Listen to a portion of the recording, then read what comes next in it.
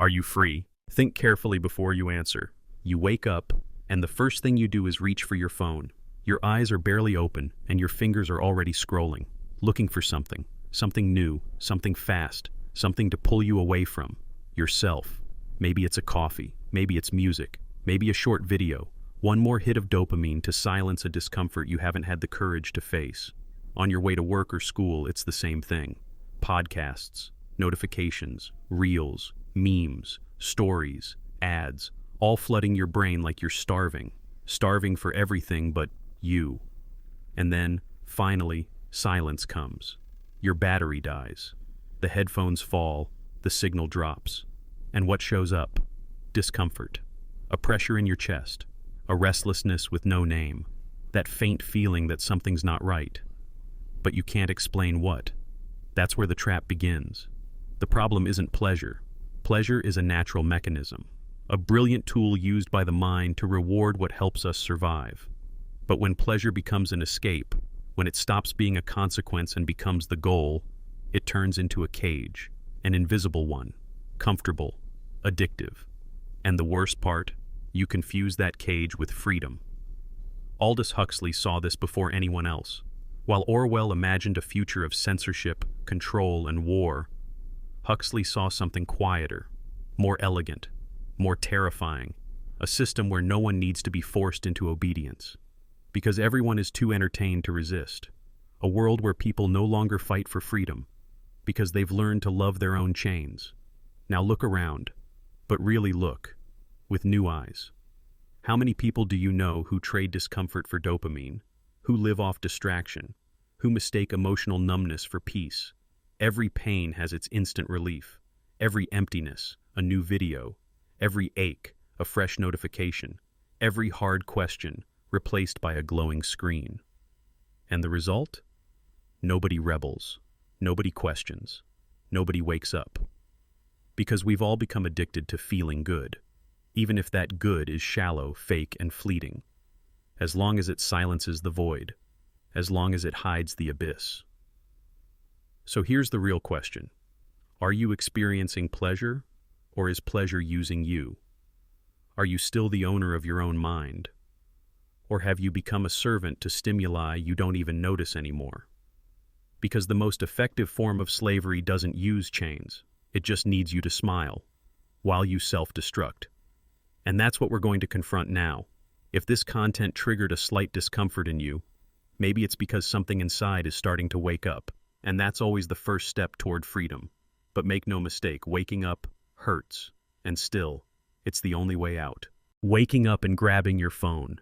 Swiping through the screen like it's instinct. Searching for something to watch.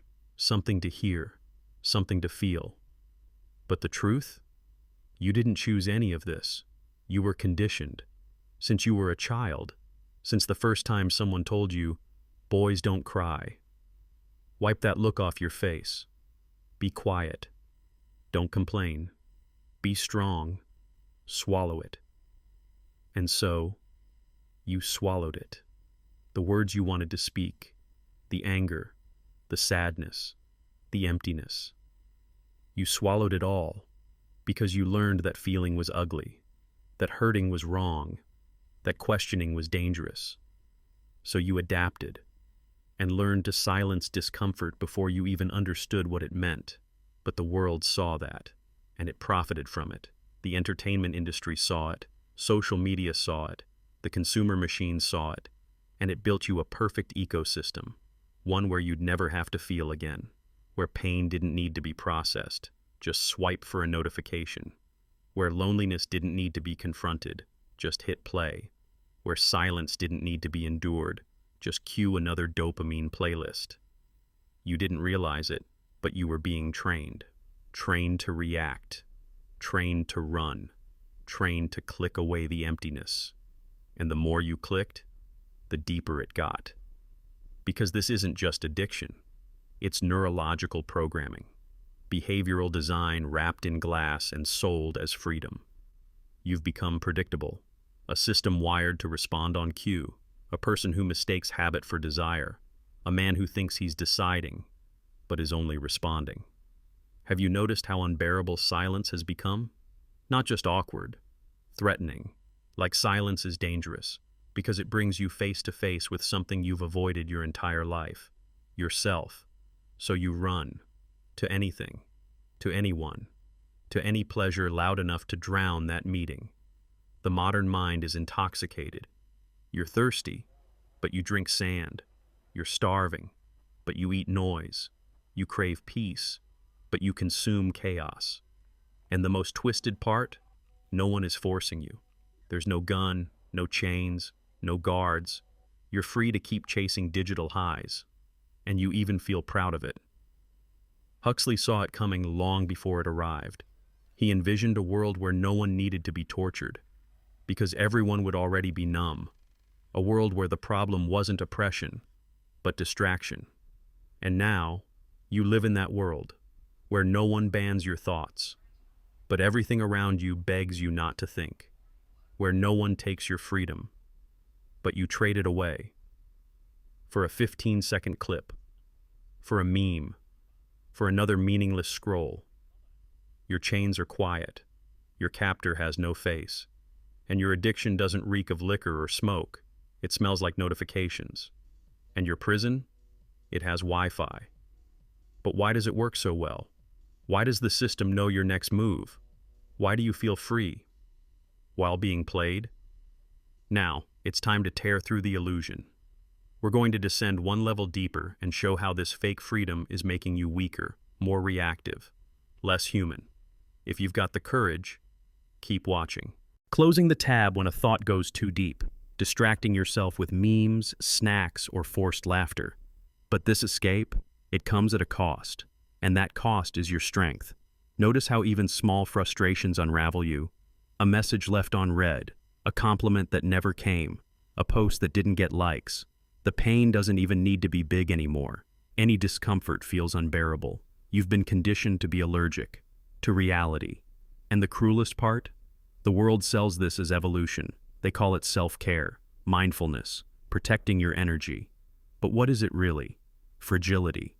A fragility dressed in fancy language, marketed like wisdom, and monetized like a product. Do you know what happens to someone who never faces pain? Who runs from every difficult moment? They don't become lighter. They become weaker. They never learn how to wait, how to lose, how to fight. They live numbed, as if inside a bubble, calling it freedom just because they can switch shows whenever they want. That's what's being done to you. Comfort sold in exchange for your resilience. Convenience offered in place of your willpower. Distraction pushed in place of your consciousness. What's being built is a generation that can't sit with their own minds. People who need noise constantly, because silence exposes the nothingness inside. Look around. How many people can't go 15 minutes without checking their phone? How many panic on a quiet Sunday? How many can't finish a conversation without unlocking the screen every few seconds? It's not just habit, it's a symptom of a mind trained to escape, a soul slowly domesticated, a self that was swapped for a feed. And there's something even darker, something Huxley saw coming long ago. Pain has been replaced. The architecture of fear has been swapped for the architecture of pleasure. Power doesn't need to censor anymore. It only needs to entertain. You've noticed, haven't you? Every uncomfortable feeling now has an instant fix. Bored, scroll. Sad, stories. Anxious, reels. There's no time to even understand the pain. It's cut off before it's born.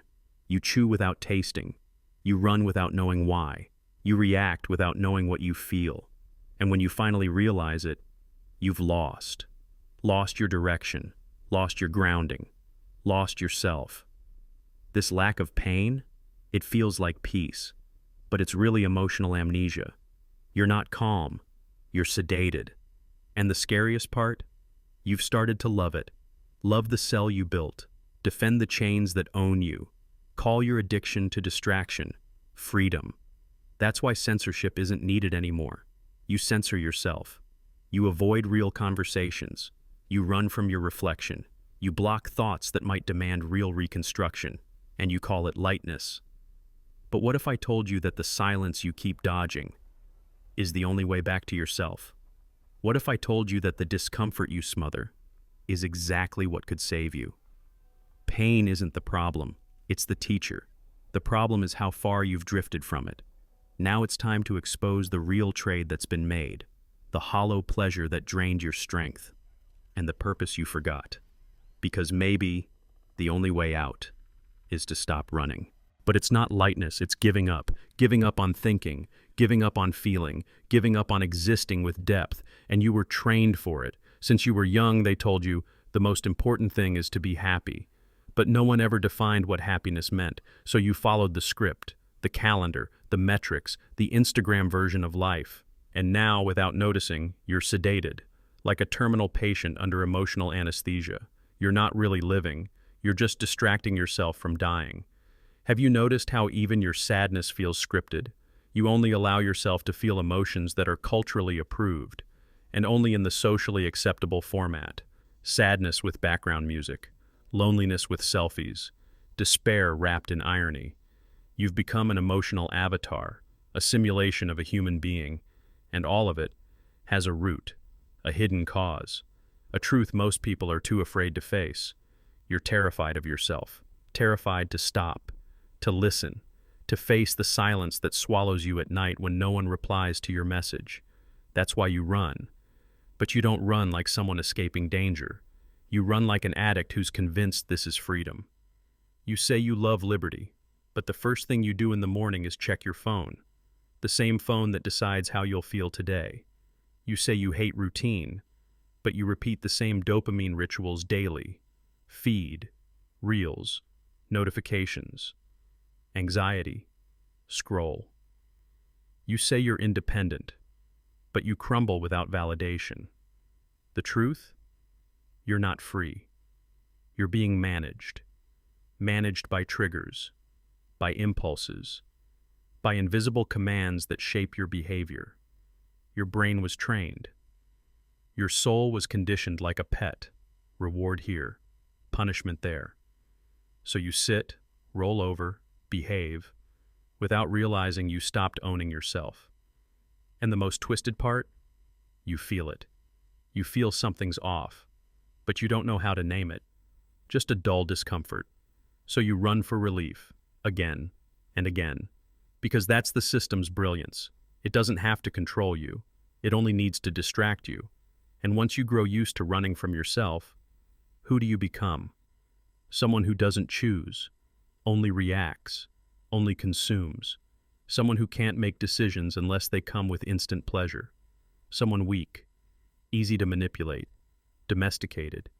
You may look modern, but you're just another willing servant worshiping your own chains. You think freedom is doing whatever you want, but if your desires were implanted, you never really chose anything.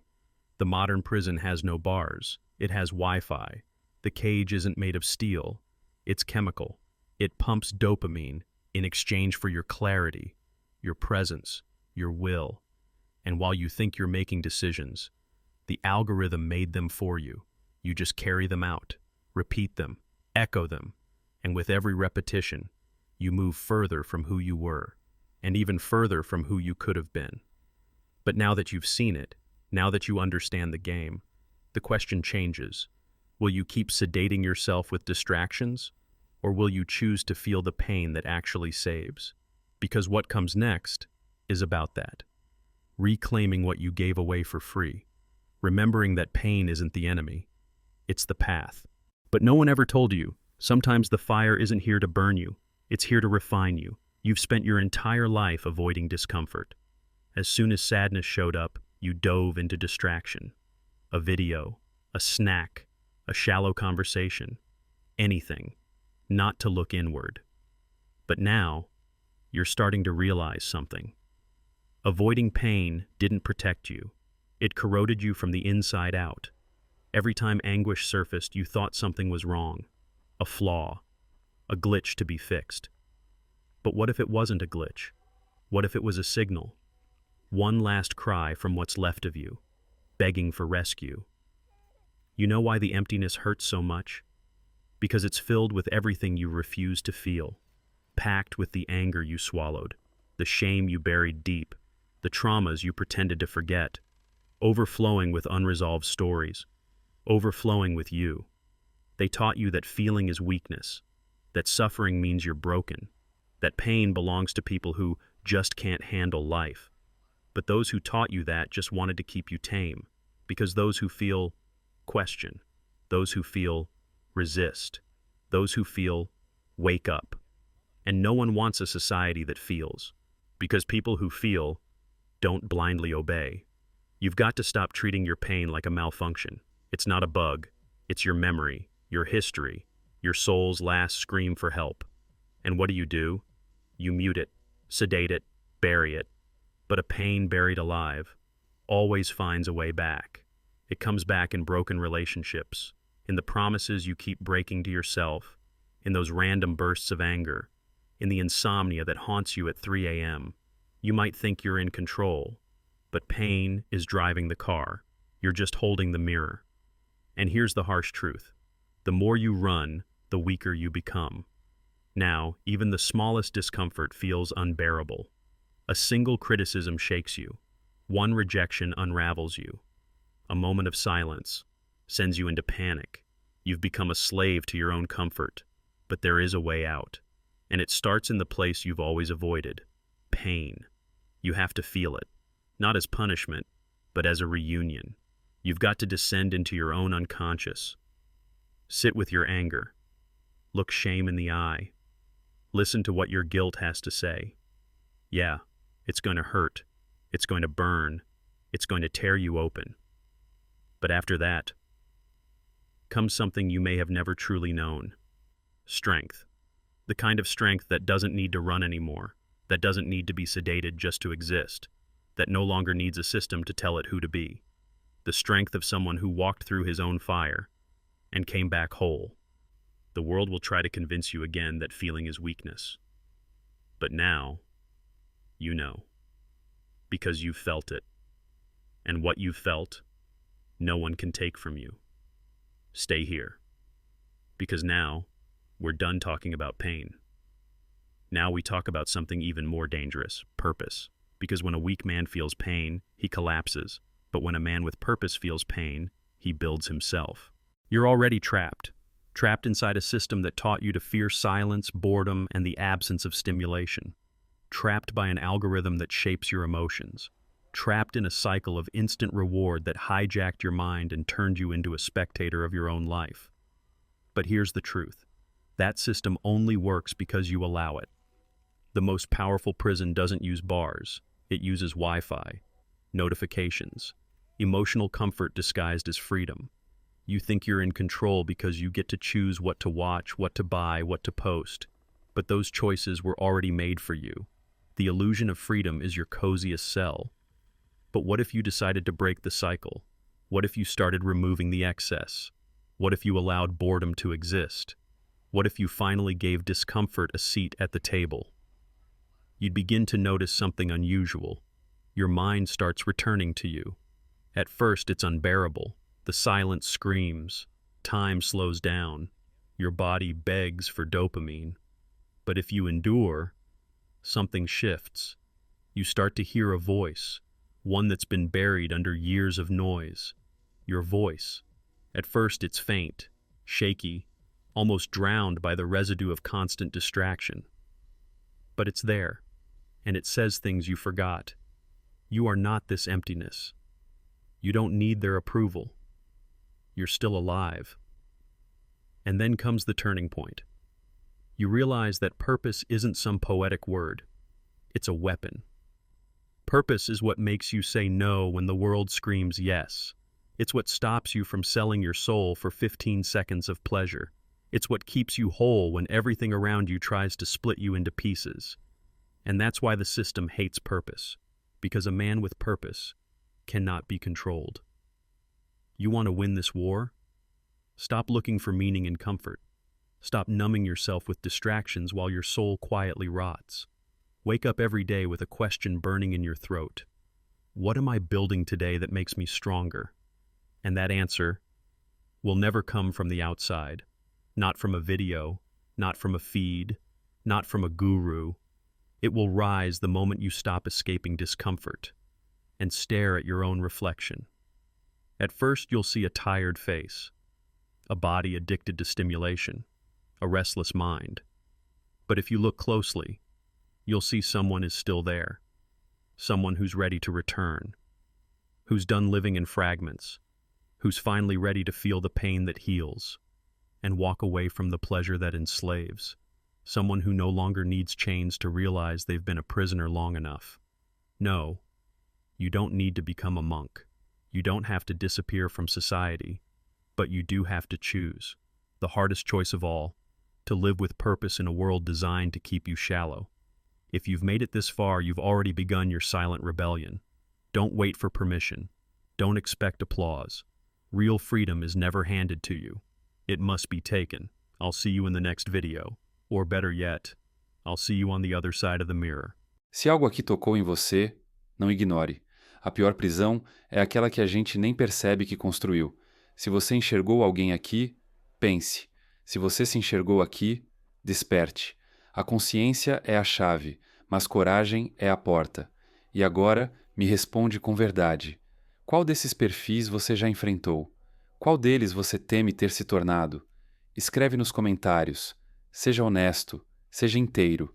Você pode achar que está sozinho, mas não está. Tem muita gente nesse canal com feridas parecidas, só esperando alguém falar primeiro. E se você sentiu que esse vídeo foi um espelho, compartilha. Manda para aquela pessoa que precisa abrir os olhos. Ou para você mesmo daqui a um mês. A gente se vê nos comentários. E no próximo vídeo, porque aqui a gente não foge da sombra, a gente atravessa.